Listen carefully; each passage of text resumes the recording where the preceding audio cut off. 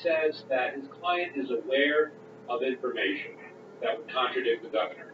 We don't know if it's a document, we don't know if it's a conversation, we don't know if it's somebody he knows that has material. So I think we need to see exactly what this information is before we make any judgments that it does actually contradict the governor. I'll say this, Mr. Zegas is a serious attorney, well respected in New Jersey. I'm sure he's not going to write the letter without having some reasonable basis that his client has something to say. We just don't know what it is he has to say. And I want to, David Wildstein, the governor has come out now aggressively. He hasn't spoken yet, which of course we're gonna see him do in just a moment when he starts talking about this. But he said, let me just play the soundbite of what he said on January 9th about Wildstein once more. Here it is.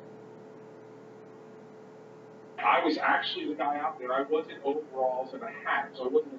But I actually was the guy working the cones out there. You really are not serious with that question. I don't get involved in traffic study. So what I can tell you is, if people find that hard to believe, I don't know what else to say except to tell them that I had no knowledge of the planning, the execution, or anything about it. And then I first found out about it after it was over.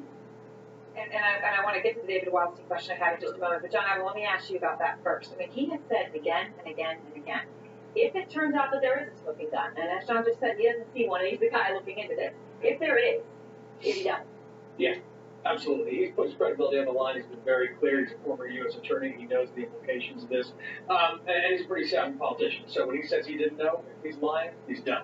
And Sean, he's taken a huge hit in the polls for this. Let me show you this. Republican choice for nominee back in the day, that was Chris Christie was number one. 24% of Republicans were going to vote. Now you can see Mike Huckabee.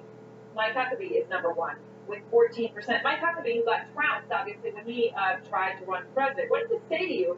If you don't have Christie, you must be pretty terrified.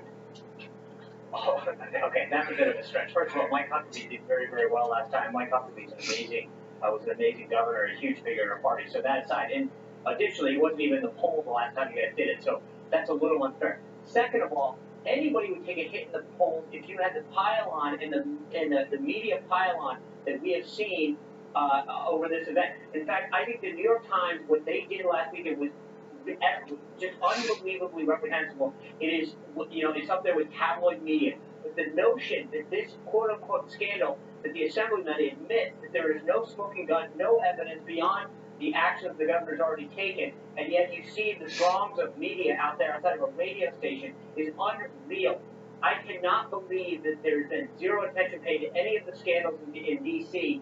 that Democrats have been involved in, to a fraction of what has happened here. And as the assemblyman himself, a former state party chairman, a guy who spent all the time acting Republican, can't find a motive, and then this is the kind of media circus that's created because it's a Republican. All right, I'm going to let you respond, John. I just want everyone to know it is live what you're seeing here on the screen. The governor of New Jersey taking questions right now. He's talking about the Super Bowl. The second he starts talking about this issue, which is of utmost importance to his candidacy for 2016, I'm going to go into that live. But I want to give you a chance to respond to Sean.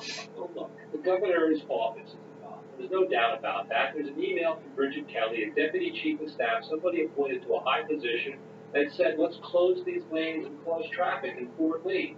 That's not a rational government action, and she did something wrong, and his staff did something wrong. We're going to listen to the governor here talking about David Wildstein. Your office put out a pretty strong response to Alan Zegas' letter. Yep.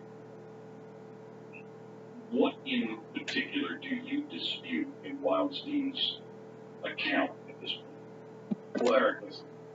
Let's take one thing clear right off the bat, which I think is the important issue.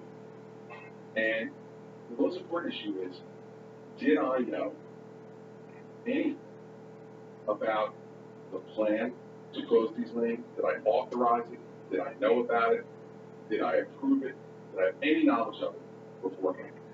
And the answer is still the same. It's unequivocally no. And in fact, no one's ever accused me. And that's the thing that I think the people in New Jersey care about the most. Now, when did I first know about the lane closures? Yeah. The fact is that the first time this really came into my consciousness as an issue was when Pat Boyd, executive director of the Port Authority,